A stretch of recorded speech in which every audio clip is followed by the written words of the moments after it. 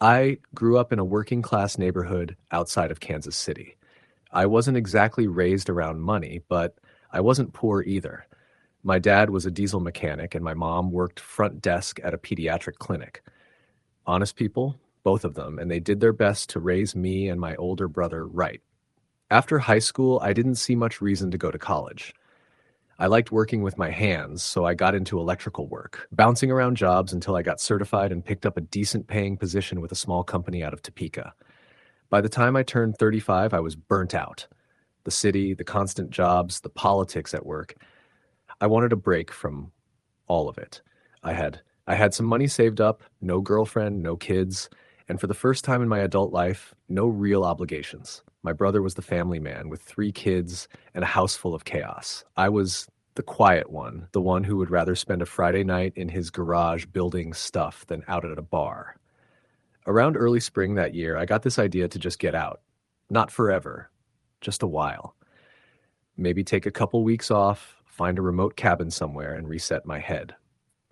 I started scouring rental listings in the Midwest and stumbled onto this tiny off-grid cabin in southern Nebraska. It was listed on an old cabin share website. Nothing fancy, just a picture of a small, weathered shack surrounded by trees and prairie. Said it was ideal for solitude seekers. No electricity, no plumbing, no phone signal. Exactly what I was looking for. I called the number and an old man named Clyde answered. His voice had that thick, slow drawl that made me think he hadn't left Nebraska his whole life. He said the place had belonged to his grandfather, who built it in the 1920s. He only rented it out to people who understood silence, whatever that meant. After a short call, he agreed to let me have it for 2 weeks. The price was cheap, cash only, and he gave me directions that didn't even include GPS coordinates. I had to write it all down like I was living in 1955. I packed up my truck with a cooler full of food, a solar charger for emergencies, a couple flashlights, and a stack of books. I brought my tools too, just in case the place needed minor repairs. I wasn't scared. I figured 2 weeks in the middle of nowhere would be the reset button I'd been needing for years. The drive took nearly 8 hours. Um, uh, Once I got into the hills of southern Nebraska, paved roads gave way to dirt and gravel, then eventually nothing more than tire grooves through prairie grass. There were no signs, no fences, no mailboxes, just endless fields and twisted trees, most of them leafless from the winter just past. The final stretch of road was almost undrivable. I had to slow down to a crawl as my tires dipped into ruts filled with muddy water. Just when I started wondering if I'd made a mistake, I saw it.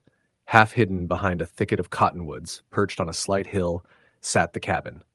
It was more run down than the picture showed. A sagging front porch, wood siding weathered gray, a tin roof that looked like it had lost a few fights with hailstorms. I parked about 30 feet from the door and stepped out. The silence hit me like a wall. No wind, no birdsong, no hum of insects. Just stillness, the kind of stillness that makes your ears ring. I let out a slow breath and smiled. This was what I came for. Inside, the cabin was one room, a cot against the wall, a cast iron stove, a rickety table, and a few cabinets filled with canned goods from decades ago. No electricity. Clyde had left me a couple lanterns and a jug of kerosene. There was an outhouse about 50 yards away and a hand pump well just down the slope. It wasn't glamorous, but it was functional. The first few days were uneventful, almost peaceful.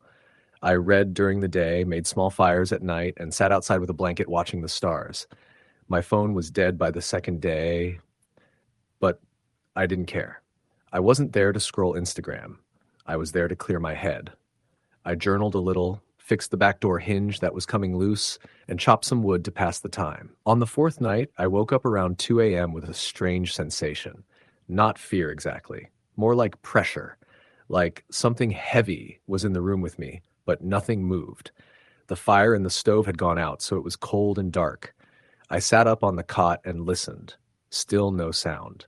I told myself it was just the isolation playing tricks on me. I got up, added some wood to the stove, and crawled back under the blanket. The next morning, I found footprints on the porch. They weren't mine. I know that for a fact. I had muddy boots, and I always kicked them off before going inside. These prints were dry, clean, and smaller than my own, almost barefoot with toe marks. They circled the porch and led down the steps into the grass. I followed them a few feet before they disappeared. There was no rain, no wind to wash them away. They just stopped. That should have been my cue to leave. But I rationalized it. Maybe some local kid found his way out here. Maybe Clyde came to check on the place. Still, I couldn't shake the way those footprints looked. Human, yes, but not right. The proportions were off. Too wide at the front, too narrow at the heel, and there was a strange drag between some of the steps, like the person, or whatever it was, had a limp. I didn't sleep well that night. I kept the lantern burning low and left the stove fire going. Every creak of the walls, every groan of the wind made my stomach twist. Around 3 a.m., I heard scratching at the back door. Not pounding, not knocking, scratching, slow, deliberate, like nails over wood. I grabbed my flashlight and flung the door open. Nothing, just the dark woods and the faint chirp of a cricket starting up again. The next day, I hiked out about a mile in every direction looking for tracks. Nothing. No tire marks, no boot prints, no signs of animals or people, just the endless, swallowing emptiness. That night, I locked the door from the inside and wedged a chair under the knob. I didn't care how paranoid it made me feel. I wasn't about to be caught off guard. The scratching came again, louder this time. Not at the door, on the window near the cot. I snapped the flashlight on and jumped to the glass, but again, nothing. I even opened the door and walked the perimeter with the light. I didn't see anything, but I felt something. Not eyes exactly, but presence. The pressure in the air, like I was being watched from inches away by something I couldn't see. On the 7th day, I tried to leave. I packed my gear, loaded the truck, and started driving out. I got about 2 miles down the rutted path when the truck just died.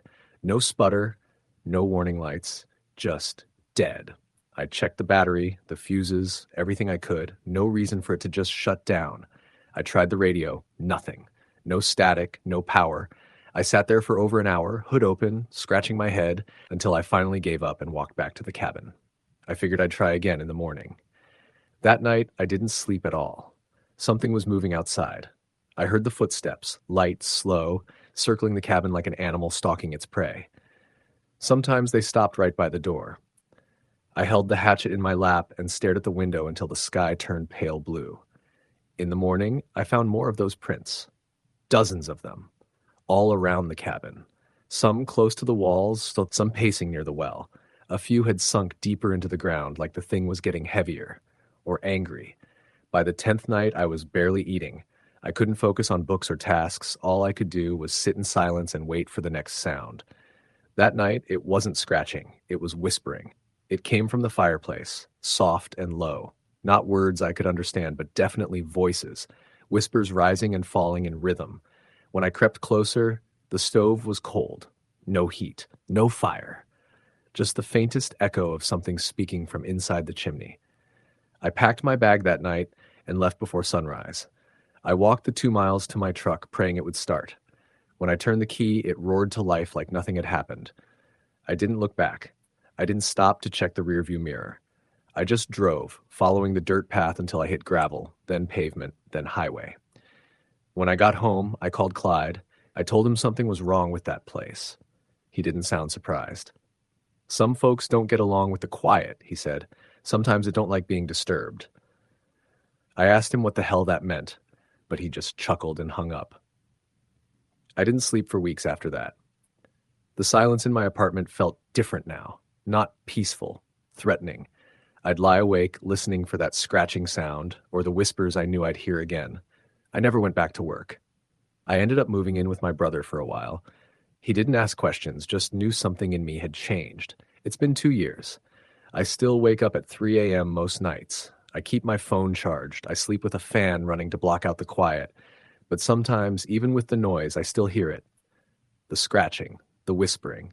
Sometimes I think about that cabin, how empty and forgotten it was, how perfect it seemed for someone looking to disappear. Maybe that's the point. Maybe things like that place don't want to be found. They want to be left alone. And when they're not, they follow you. Story the end. It was the summer of 2013 when I took a job that sent me deep into the middle of nowhere, somewhere in rural northeastern Nevada. I had just graduated from college, and with student debt looming and no other offers on the table, I jumped at the opportunity to make some decent money doing geological surveying for a private mining company. The job description was vague, but the pay was generous, and it promised at least a couple months of work. The idea was to map out and collect soil samples across a huge stretch of uninhabited land, federal land mostly, and see if it was viable for future exploration. They flew me into Elko, and from there I was picked up by an older guy named Denny in a beat-up white truck that looked like it had survived a war. He handed me a stale protein bar, a bottle of water, and drove without speaking for nearly 2 hours. When he finally spoke, it was just to say, "No service out here, no stores. You forget something, you learn to do without."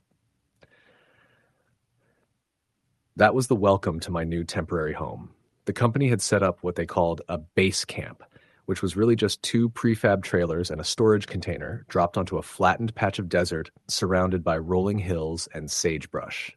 There was a small generator, a portable water tank, and a satellite phone that only worked half the time if you angled it just right. There was no cell service, no Wi-Fi, no nearby towns, just desert, heat, and isolation. My partner was a guy named Caleb, mid-30s, quiet but friendly. He was the senior tech on the job, having worked a few of these remote gigs before. We shared a trailer and a job to do. Each day, we'd hike or drive to pre-marked GPS coordinates, dig a few feet, bag samples, and jot down notes about the terrain.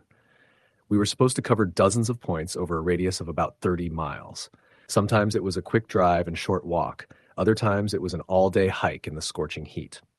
At first, the solitude felt kind of nice. There was a strange peace to being so far removed from civilization. No emails, no traffic, just wide open skies, stars so bright they hurt to look at, and silence that wrapped around you like a blanket. But after about 2 weeks, that silence started to feel heavy. One night, Caleb and I were sitting outside on camp chairs, eating rehydrated meals under the stars. It was quiet except for the buzzing of insects and the occasional howl of a coyote in the distance. I asked him if he ever got spooked out here, being so far from anyone. He looked at me for a long moment before replying. "Yeah," he said. "Sometimes I do. You ever heard about the Follett Basin thing?" I hadn't. He went on to tell me about a previous crew a couple years back doing work similar to ours. One of the guys had wandered off alone and never came back. They found his pack and tools, but not him. No signs of struggle, no tracks, just gone. After weeks of searching, they eventually called it off. Officially, they chalked it up to dehydration and disorientation, which wasn't uncommon in these parts. "Desert doesn't need a reason to swallow you," Caleb said, staring into the darkness. "It just does." I laughed nervously, brushing it off. "I'll stay close." The next week went by without much incident. Our routine stayed the same. Long, hot days, quiet evenings, early nights. The land was beautiful in its own way, with its dusty hills, dry creek beds, and ancient rock outcroppings. But there was a strangeness to it, something I couldn't quite name. Occasionally I'd hear a sound that didn't belong, like metal scraping, or voices carried on the wind, too faint to place. A couple times, I felt like something was watching me from behind a ridge, but whenever I turned, there was nothing. One morning, Caleb didn't get up. I figured he was just exhausted, so I headed out alone to cover an easy site a few miles from camp. He'd be fine, I thought. We all have our off days. I loaded up the truck, input the coordinates, and made the drive. The trail led me up through a dry gulch that narrowed as it wound through the hills. About 2 hours in, I parked and hiked the remaining stretch on foot. I found the site easily and started digging. As I worked, I got that same feeling again, that someone was nearby. I paused and scanned the ridgeline. Nothing. The wind blew hot and steady, rattling the dry brush. I shook it off and finished collecting the samples. On the hike back, I took a wrong turn. Not a big one, just a left where I should have gone right, but it was enough to disorient me. I doubled back, thinking I'd find the trail, but everything looked the same.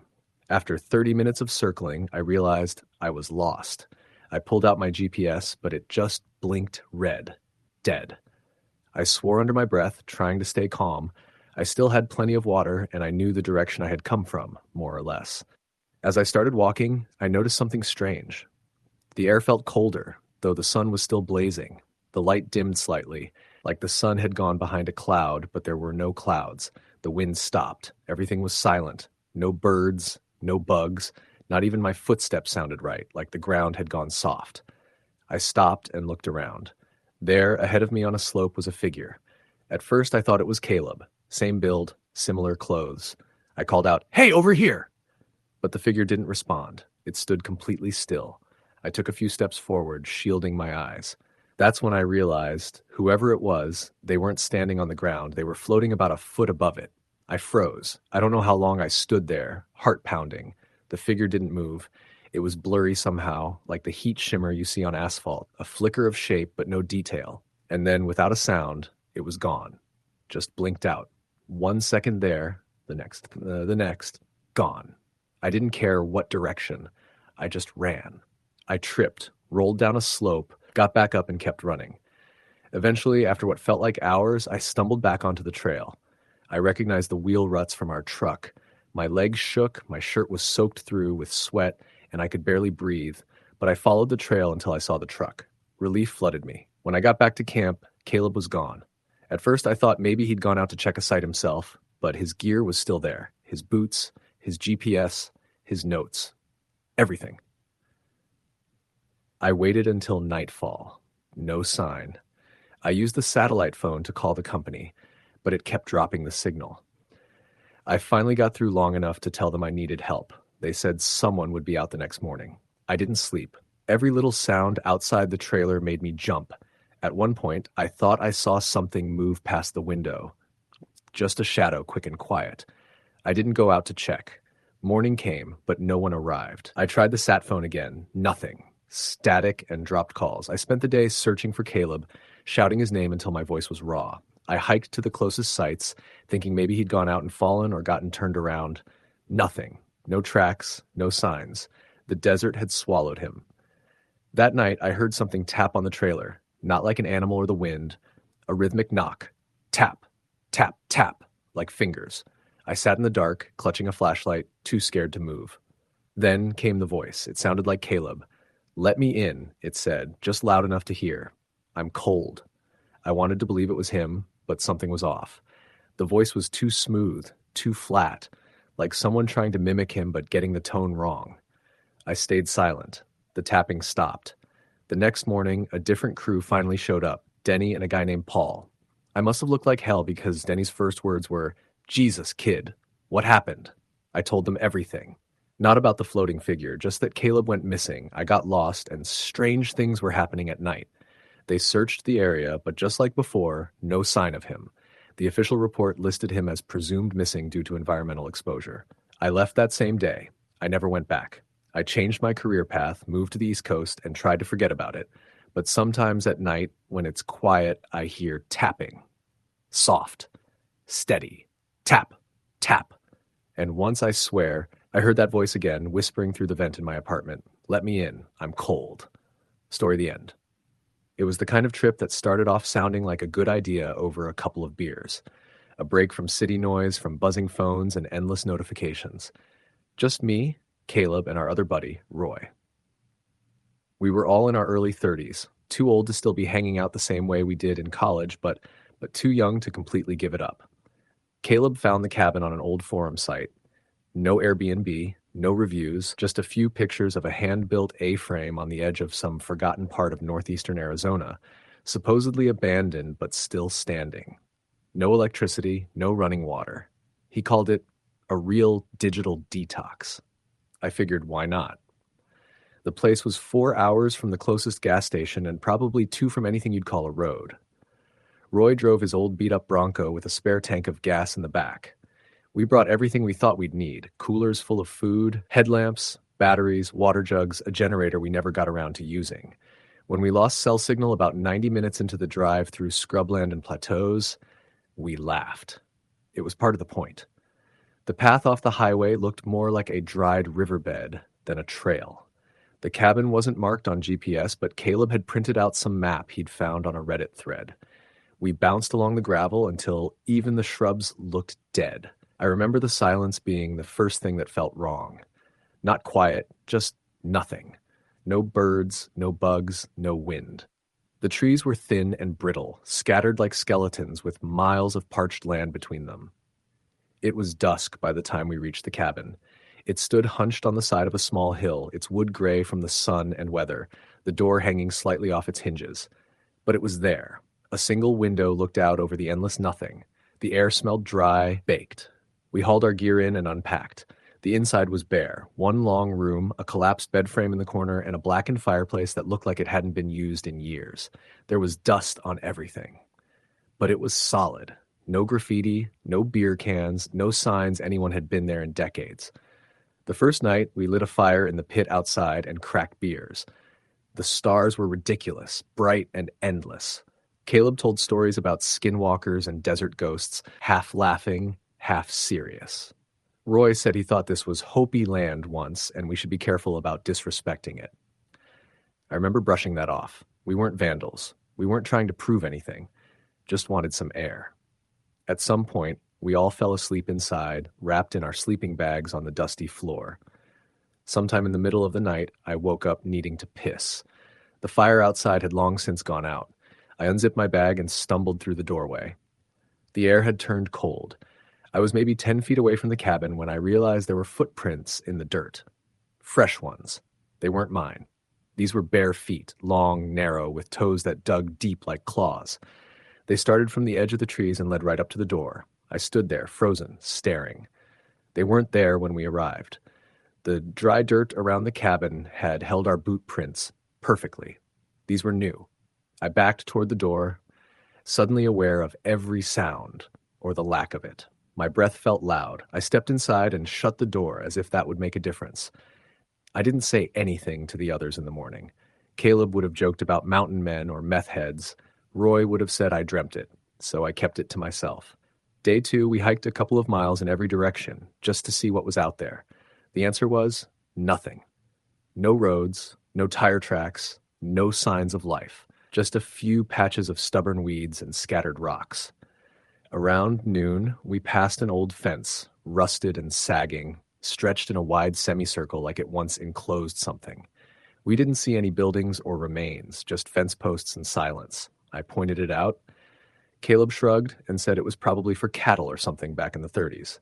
Roy, though, looked uncomfortable. He walked slower after that. Back at the cabin, we made a small meal, and Roy started drinking early. Caleb fell asleep before sunset, and I stayed up with Roy, watching the stars. He told me he'd had a weird dream the night before. Said he'd seen a figure watching us from the tree line, only it didn't move right. It twitched like a broken puppet. I told him I'd seen footprints. He didn't laugh.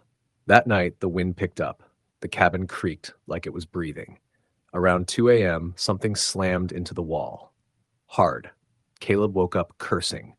Roy sat bolt upright, grabbed the hatchet we kept by the door. We all stood there listening, barely breathing. Then nothing, just the wind. In the morning, we found the side of the cabin covered in those same prints, bare, deep, and smeared in something dark. Not blood, not paint, but something in between. It had a smell, metallic and rotten. Caleb finally admitted he was freaked. We talked about leaving, but Roy wanted to stay. Said if we left now, whatever this was would follow us, like we'd triggered something.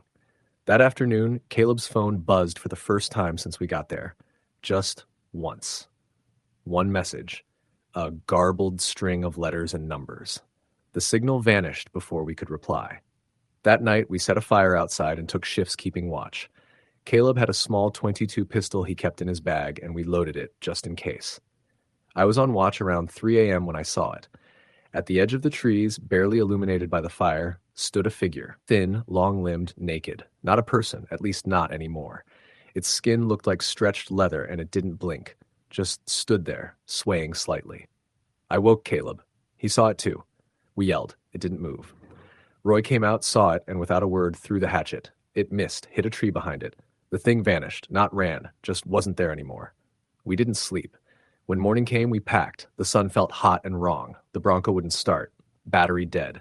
Then we noticed the tires slashed. Not cut with a knife, but torn, like by claws. We were stuck. No signal. No spare. No help.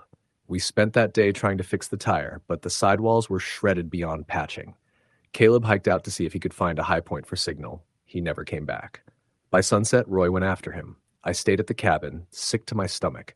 I kept hearing something outside, pacing in a wide circle, always just out of sight. By midnight, I locked the door and sat by the fire inside, gun in hand. I heard Caleb scream, just once. Then Roy, then silence. I don't remember falling asleep, but I woke up after dawn. The fire was out. The door was open. Roy's hatchet lay in the middle of the floor, stained. Caleb's pistol was gone. So were they. I waited a day. No food, barely any water left. Then I left. I walked 27 miles through dry nothing. I found a ranger station on day 3. They took my statement, nodded along, and never found a body. Said I was probably dehydrated and hallucinating. A search party found the cabin, confirmed it existed, but the ranger who went out there, he quit the next week. No explanation. No one talks about that part of Arizona anymore. Not officially. I still hear scratching at my window sometimes, even in the city. I've moved twice. Doesn't matter. Whatever we found or woke up out there doesn't care about distance. Story the end. It was the summer of 2017 when my brother, my best friend Jake, and I decided to take a week off and escape the city. We all needed it. Jobs that sucked, relationships that strained, the constant noise and pressure of life in Chicago. Jake suggested we go camping somewhere totally off the grid, somewhere none of us had ever been. He'd heard from a coworker about this place in northern Wisconsin, miles from any town, no cell signal, just forest, dirt roads, and silence. I was hesitant at first. I'd never been camping more than a night or two, and never in the middle of nowhere like that. But the idea of unplugging from everything, no distractions, just the woods and us, it was tempting. So we planned it quickly, rented a small, beat-up camper truck from a local rental place, loaded up with supplies, and set out early on a Monday morning. The drive took nearly 6 hours, mostly on narrow, winding roads that became gravel and dirt as we neared the spot. Our directions were vague, a rough set of coordinates, and a couple of landmarks like a crooked pine tree by a fork in the trail. We joked about how easy it would be to get lost out there. By mid-afternoon, we finally turned off the last paved road and headed down a bumpy forest trail. The trees closed in overhead, branches scraping the roof of the truck, the gravel crunching beneath the tires. We passed an old, broken-down hunting cabin with windows boarded up, some rusted-out vehicles in the clearing. There were no other signs of life, no houses, no power lines, no distant traffic noise, just the hum of cicadas and the occasional bird call. We parked the truck near a small clearing surrounded by dense pine and birch trees. The spot was perfect, if a little isolated. We unloaded the camper and set up a fire pit with some stones we gathered. The air smelled like pine needles and earth, a clean, sharp scent that instantly relaxed me. For the first day or two, things were great. We fished in a nearby creek, hiked along some overgrown trails, and cooked meals over the campfire. At night, the forest was alive with sounds I'd never paid attention to before. The hoot of owls, the rustle of small animals, the distant howl of a coyote. There was no cell service, no internet, no radios. Just us and the wild. But on the third night, something shifted. It started as a faint sound, like footsteps or twigs snapping, not close, but somewhere in the woods beyond our firelight. Jake heard it first and joked it was a deer or a raccoon. I tried to laugh it off, but even as I spoke, I felt uneasy. The sound didn't stop. It came closer, then paused, then moved away again. We all sat quietly, staring into the dark tree line. The fire crackled, casting long shadows. Then, suddenly, from deeper in the woods came a low, guttural growl, something that didn't sound like any animal we'd heard before. Jake grabbed his flashlight and shined it toward the noise, but the beam only caught empty trees swaying in the wind. I tried to calm down, telling myself it was probably a large dog or maybe a coyote, but none of us slept well that night. The next morning, when we went to check the perimeter, we found something strange. Near the edge of the clearing, partially covered in pine needles and dirt, were some footprints. Not human, too big and oddly shaped, with long toes and deep claw marks in the mud. We had no idea what could have made them. None of us were hikers or outdoorsmen, but we knew those prints didn't belong to any common animal around here. We debated leaving, but we'd come too far. Besides, we rationalized maybe it was a bear or some other wild creature just passing through. We stayed the day, keeping a closer eye out. That evening, while Jake and I were gathering firewood, I saw something or someone at the edge of the trees. A figure standing perfectly still, partially hidden behind a thick oak. It looked human-shaped, but something was off. It was unnervingly tall, maybe over 7 feet, with long limbs and a slight hunch. I blinked, and it was gone. Jake didn't see it, but I was shaken. I told him what I'd seen, and he shrugged it off, saying it was probably a trick of the light, or a deer standing upright in the shadows. I wanted to believe him, but inside I felt cold. That night, the noises returned, louder and closer. The growls were mixed with what sounded like breathing, deep, labored breaths that echoed through the trees. I kept my flashlight trained on the tree line, but the darkness swallowed everything beyond the firelight. At one point, I thought I saw eyes reflecting in the beam. Yellowish, glowing faintly. But when I focused, they disappeared. We slept in shifts after that, one person always awake, listening for anything unusual. On the fourth day, the truck wouldn't start. We'd planned to leave that afternoon, but the engine sputtered and died. Jake and I tried everything, checking the battery, fuel lines, spark plugs, but the truck was dead. We were stuck. We considered hiking out, but we had no maps, and the dense forest was disorienting. Besides, the heat was brutal during the day, and the nights were cold and unforgiving. As we settled in for another night, the sense of being watched grew. The strange footprints were everywhere now, circling our camp, some fresh, some old. We saw broken branches and disturbed bushes along the tree line, like something large had been moving around us in the dark. Then, on the fifth night, the worst happened. I woke up to a noise outside the camper, a soft tapping like nails on metal. I whispered to Jake, and he grabbed the flashlight. We unzipped the door and looked out. There, barely 10 feet from us, was the figure again, taller than before, with unnaturally long arms and a shadowy face, eyes glowing faintly in the moonlight. It didn't move, just stared at us. Jake shouted, and the thing let out a horrible guttural scream that pierced the night air. The sound was inhuman, deep, wet, like a mix between a growl and a shriek. We slammed the door shut and locked it. Heart pounding. We sat in silence, listening to the creature pacing outside, scratching at the camper walls. Every few minutes, it would stop and let out that terrible scream again. We had no idea what it was or what it wanted. At dawn, it disappeared. We didn't sleep again. The next morning, Jake and I decided to hike to the nearest ranger station, about 10 miles away. We packed what we could carry and left our campsite behind. The forest was oppressive, and the footprints followed us the whole way. We heard branches snapping, whispers on the wind, but never saw the figure again. We finally reached the ranger station in the late afternoon. The ranger listened to our story with a grim face. He told us the area was known for mysterious disappearances and strange sightings, stories locals passed down for decades.